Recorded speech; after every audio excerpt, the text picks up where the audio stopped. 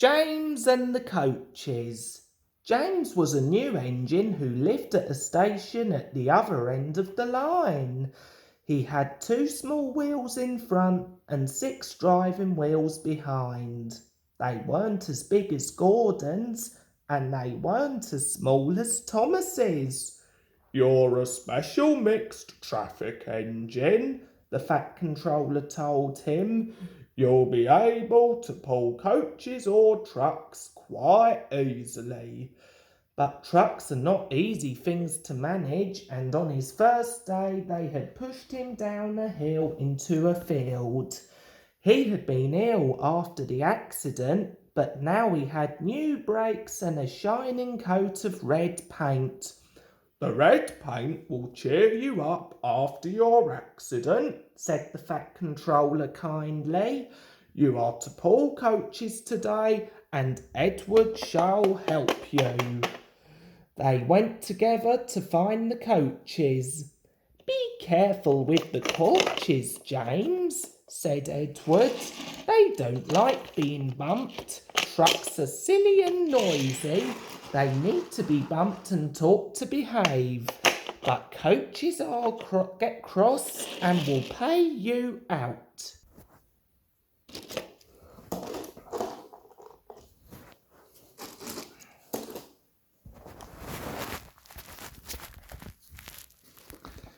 They took the coaches to the platform and were both coupled on in front. The Fat Controller, the station master, and some little boys all came to admire James's shining rods and red paint. James was pleased. "I am a really splendid engine," he thought, and suddenly let off steam. The Fat Controller, the station master, and the guard all jumped, and a shower of water fell on the Fat Controller's nice new top hat. Just then the whistle blew, and James thought they had better go, so they went. Go on," he puffed to Edward. Don't push," puffed Edward, for he did not like starting quickly. Don't go so fast," grumbled the coaches. But James did not listen. He wanted to run away before the Fat Controller could call him back. He didn't even want to stop at the first station. Edward tried hard to stop, but the 2 coaches in front were beyond the platform before they stopped, and they had to go back to let the passengers get out. Lots of people came to look at James, and as no one knew who seemed to know about the Fat Controller's top hat, James felt happier. Presently they came to the junction where Thomas was waiting with his 2 coaches. "Hello, James," said Thomas kindly. "Feeling better?" "That's right." "Ah, that's my guard's whistle. I must go. Sorry, I can't stop. I don't know what the Fat Controller would do without me to run this branch line." And he puffed off importantly with his 2 coaches into a tunnel.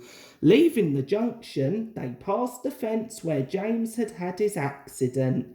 The fence was mended and the cows were back again. James whistled, but they paid no attention. They clattered through Edward Station yard and started to climb the hill beyond. It's ever so steep, puffed James. I've done it before, puffed Edward. It's steep, but we'll do it. The 2 engines puffed together as they pulled the train up the long hill. They both rested at the next station. Edward told James how Gordon had stuck on the hill and he had to push him up. James laughed so much that he got hiccoughs and surprised an old lady in a black bonnet. She dropped all her parcels and 3 Porters, the station master and the guard had to run after her, picking them up. James was quiet in the shed that night. He had enjoyed his day, but he was a little afraid of what the Fat Controller would say about the top hat. After receiving a severely talk from him, he was not pleased at all. He was very rough with the coaches whilst bringing them to the platform. Come along, he called rudely. All in good time, all in good time, the coaches grumbled. Don't talk, come on, answered James, and with the coaches squealing and grumbling after him, he snorted into the station. James was cross that morning. The Fat Controller had spoken to him. The coaches had dawdled and, worst of all, he had had to fetch his own coaches.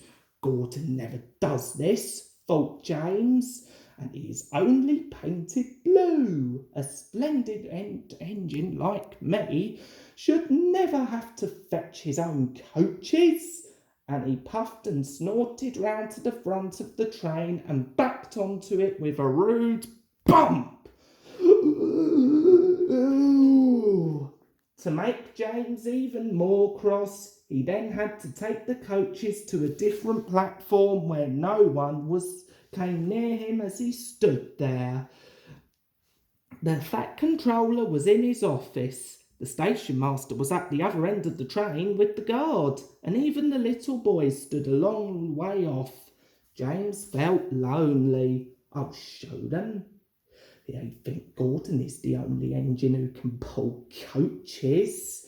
And as soon as the guard's whistle blew, he started off with a tremendous jerk. Oh, I'm going too fast. What's the matter?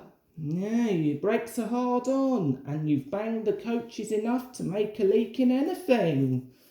I think we'll need to mend it with newspapers and a leather bootlace. Has anyone got one? No. You have a leather bootlace there, I see, sir. Please give it to me. I won't. Then I'm afraid this train will just stop where it is.